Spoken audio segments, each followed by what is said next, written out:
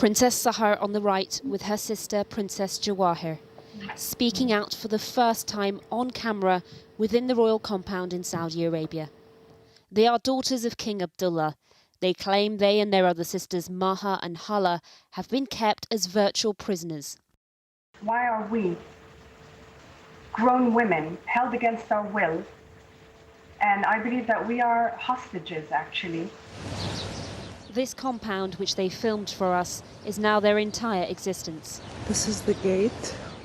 Their only window onto the world is access to the internet, which they fear will be shut down after this interview. Locks from the outside. This is a risk we're taking, actually, and we're happy to do it, and we know, we understand full well the repercussions, absolutely, but we don't know what's going to happen. It's horrendous. You're cut off, you're isolated, you feel alone, you feel, it's psychologically tormenting. Who is responsible for holding you under this effective house arrest? For sure. Our father, the king, is responsible. President Obama landed in Riyadh earlier today ahead of his meeting with their father, the king. They met at Rawdat Khuraim to discuss Syria and regional security and then had a private dinner.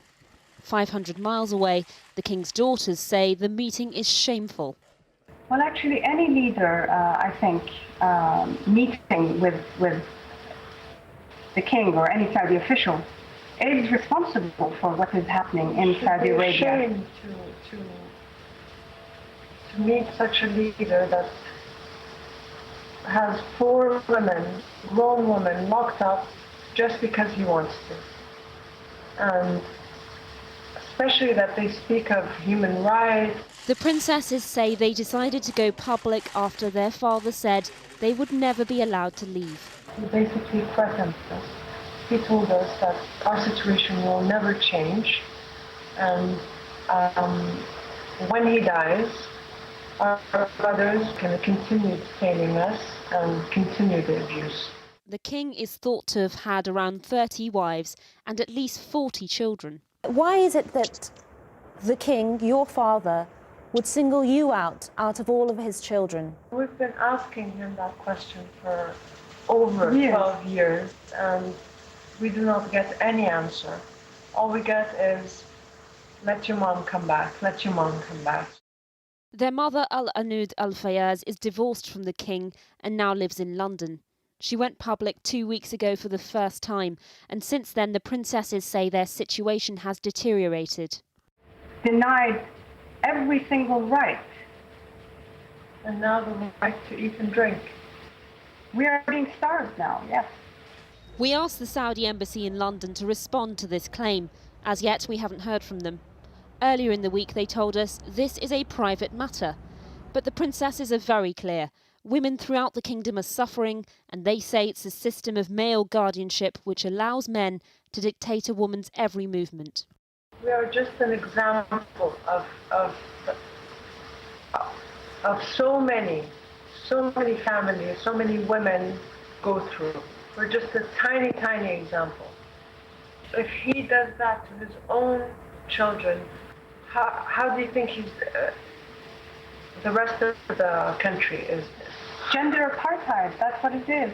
The princesses say the only company they have is each other. No one is allowed to visit.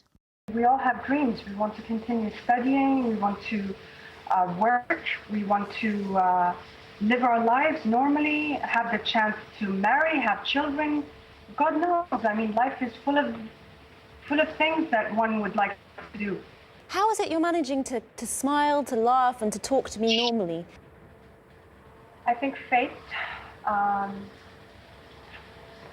have deep faith in God, and I know that tomorrow is a better day, and I see the misery of others. We see how others are living, and we're grateful for everything, even the little that we have. We are grateful, and we're fighting for it, and we'll never stop fighting for our rights, and we'll keep fighting them with our smile, we'll keep fighting them with our tears, we'll keep fighting them with our spirits, with our hearts, and we will never stop, even if they're starving us.